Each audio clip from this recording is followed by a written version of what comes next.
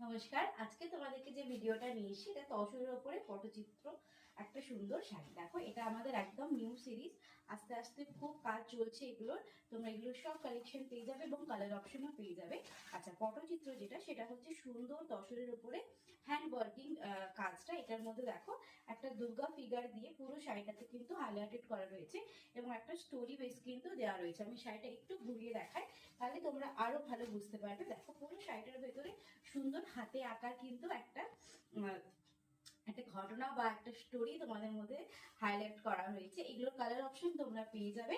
যদি ভিডিওটা ভালো লাগে একটু শেয়ার করে দিও।